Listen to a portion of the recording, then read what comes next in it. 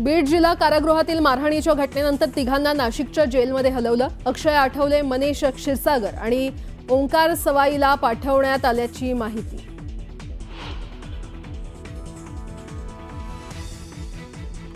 कळंबमधील मनीषा बिडवे हत्या प्रकरण, संतोष देशमुखांचे बंधू कळंब पोलिसांची घेणार भेट।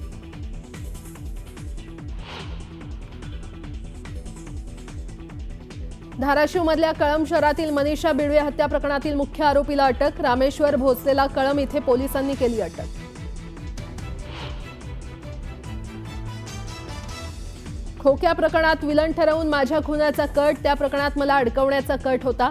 भाजपा आमदार सुरेश धस यांचा एका मुलाखतीत सर्वात मोठा आरोप।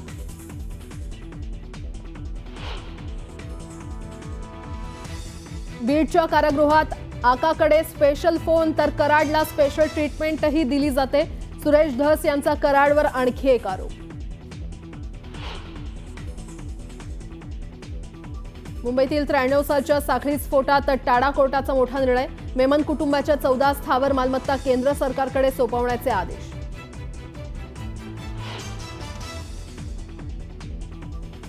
राज्यातल्या अनेक भागात अवकाळी पावसाची हजेरी। बीड, जालना, कराडसह अनेक ठिकाणी झालेल्या पावसानं गव्हासह अनेक पिकांचं मोठं नुकसान। उल्हासनगर पालिकेच्या आरोग्य विभागानं 18 डॉक्टरांना बोगस ठरवत दाखल केले गुन्हे। बोगस डॉक्टर असल्याचं म्हणत कारवाई, तर कागदपत्र न तपासता कारवाई करण्यात आल्यानं डॉक्टरांनी केला विरोध।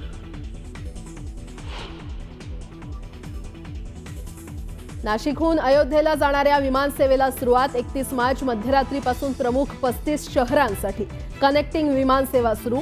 नाशिककरांमध्ये आनंदाचं वातावरण। आणि राज्य सरकारकडून रेडी रेकनरच्या दरात मोठी वाढ। मुंबई वगळता अन्य महापालिका क्षेत्रात सरासरी 6% वाढ। घर खरेदी करणाऱ्यांना बसणार फटका।